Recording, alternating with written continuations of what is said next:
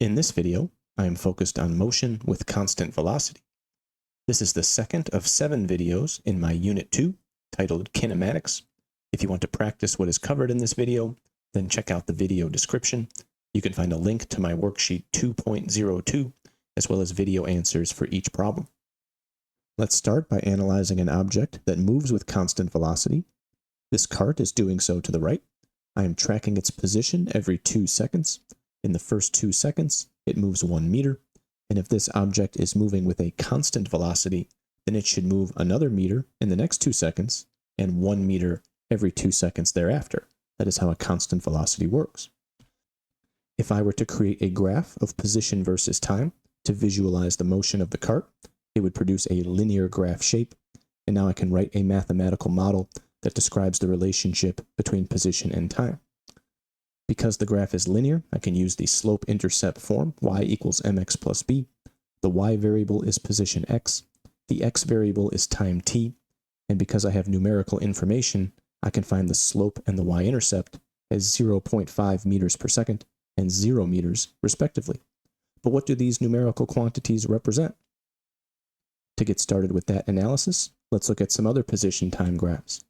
Here I have 3 colored carts that are placed at various positions on a horizontal track.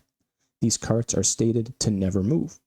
So if I were to track what the carts are doing over a time of 2 seconds, what would the position time graph lines look like? Well, I would first find where the carts are located, and because the carts never move, I would draw horizontal lines at those respective positions for the entire time frame. So horizontal lines represent objects that are at rest. Next, let's look at 2 carts that are in motion. These carts start at the same position. They are moving in the same direction. The difference is that the blue cart moves with a faster constant velocity than does the red cart. If I were to track the motion of these carts on the same position time graph over a time of 2 seconds, what would those graph lines look like? Well, I think they would start at the same place in the graph at a position of 0 at the origin. And because the blue cart is moving faster, it is changing its position at a faster rate than is red, so I expect the graph line to be steeper for blue than it would be for red. Next, let's look at a cart that is moving in the opposite direction, here from right to left, and approaching a position of 0 meters. If I were to graph the motion of this cart as position versus time over a time frame of 2 seconds, this would have a y-intercept since it does not start at 0 meters, and this line would have a negative slope trending downwards as it's approaching the position of 0. From the earlier mathematical model, we were wondering what the numerical quantities represented, being the slope and the y-intercept. I think we can conclude now that the slope represents the velocity of the cart. It is measured in meters per second. That would be one giveaway. But we also saw that the slope can be positive or negative, which depended on the direction of the cart. Well, speed does not factor in direction. Speed cannot be negative, so since this slope can be negative, I think velocity is a better connection. Y-intercept, this will represent the starting position of the cart.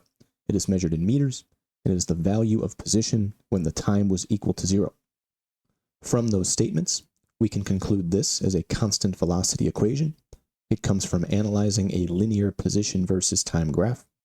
Now, most class formula sheets do not contain this equation. Rather, they have a longer kinematic equation, like the one shown on the left. But know that for an object that moves with constant velocity, it is not accelerating.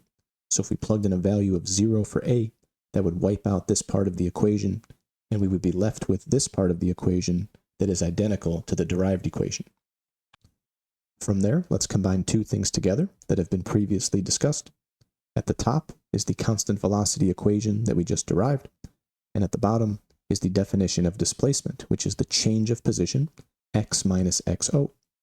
Imagine I took the top equation and subtracted the starting position variable to the other side. That would give me x minus xo on the left side, and now I could sub in for that with the displacement variable. So those 2 together would give us a new constant velocity equation.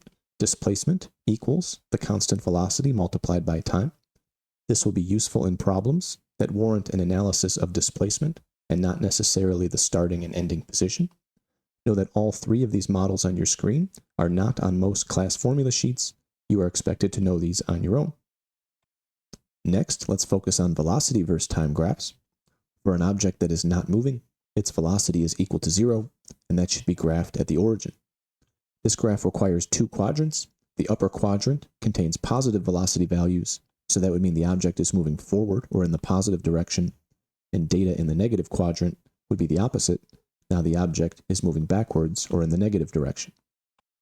Let's look at some examples. Here we have a ball that is sitting in place on a horizontal track. Over the entire time frame of 3 seconds, the ball is never moving. Its velocity is always 0, so we get a horizontal line at the origin. Next, the ball is moving with a constant velocity to the right. It is moving from 0 to 1 meter, and therefore moving in the positive direction. So this ball always has the same velocity. It is a positive velocity because of its direction, and this would be a horizontal line somewhere in the positive quadrant. Maybe now the ball is moving with a faster constant velocity to the right. Well, everything previously is the same, except now the data should be higher up, away from 0, to show that the ball has a larger velocity than it did before. Next, let's change the direction of the ball. It is now moving to the left, or from 1 meter to 0 meters. This ball also has a constant velocity. Well, being that it's moving to the left, that is now the negative direction, so we'll get a horizontal line somewhere in the negative quadrant.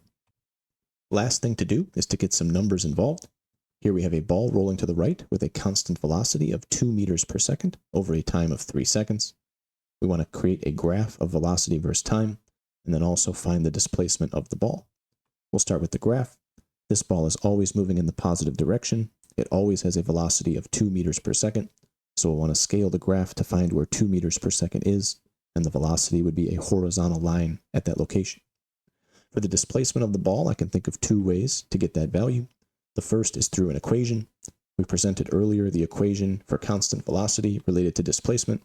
So since we're solving for displacement, we would just plug in the known velocity value and the time, and we get an answer of 6 meters. I also want to show you how to use the graph to get the same answer.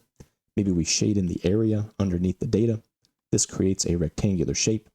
If I were to find the area of this rectangular shape, it would be the 3-second base multiplied by the 2 meter per second height, and this would also produce an answer of 6 meters. So it looks like the area of the graph is identical to the displacement of the object. Let's summarize what we currently know about velocity versus time graphs. If the motion is constant velocity, then the graph will have a horizontal line. The y-intercept of this graph would be the initial velocity, and the area under the data would represent the displacement of the object. If you found this video helpful, then please consider hitting the like button and subscribing to my channel. You will help me reach more students. For more content videos, tutoring information, practice materials, and live review sessions, check out my website or follow me on my social media platforms.